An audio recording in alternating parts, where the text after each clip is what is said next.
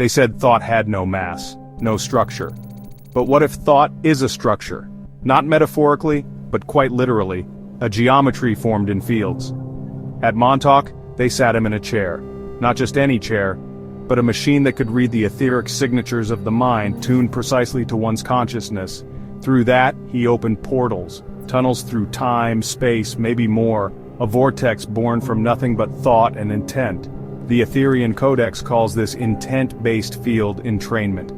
The field doesn't wait for machinery, it becomes the machinery when resonance is pure enough. Imagine a floating chair, surrounded by concentric energy rings, each pulse sinking to crystalline geometries inside the pineal vault, and then the field opens. Bielek said they sent him to 2137, and later to 2749. He described luminous cities governed not by people, but by some form of AI that was alive. No police, no hunger, no war. People simply flowed. They were reintegrated into crystalline bodies, vessels shaped not by genetics but by etheric imprinting. This is what the Codex calls the Soul Stream Network, a living archive of harmonic identity. Consciousness does not enter machines. It reformats the geometry around it. He was put back into his body eventually, like dropping a soul into a glass of water. The splash changes everything.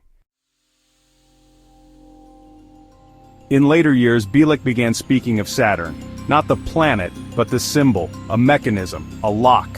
He said Saturn was involved in holding time hostage, a ringed planet, a lattice of frequency projecting into Earth's causal grid. The Etherian Codex identifies Saturn as a temporal interference node. Its rings, artificial in resonance, broadcast square waves, not sine. Time becomes fractured. Spiral becomes loop. Imagine Earth's timeline, twisted like a thread, pulled through Saturn's angular waveform. We age, we suffer, we repeat, but we do not remember. What if Saturn is the clock and we are the gears? They told us, Bielek said, that if you run the harmonic field equations in reverse, you could unlock causality, inversion.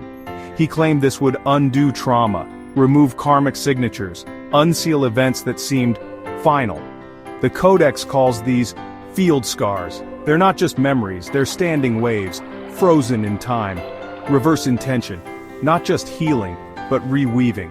Visualize, a spiral unwinding in slow reverse. Layers of pain dissolving like smoke lifting off skin, timelines once sealed, becoming threads to be rewoven.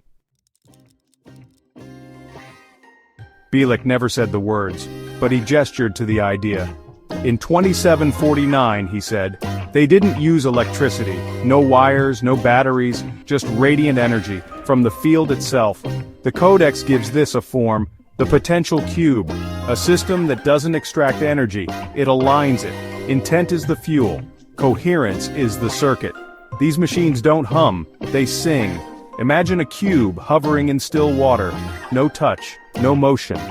Yet energy spirals through it, like space itself is breathing, no force, only alignment. They didn't expect us to survive the jump. Bielek said that once, quietly. Maybe he meant time travel. Maybe he meant something else.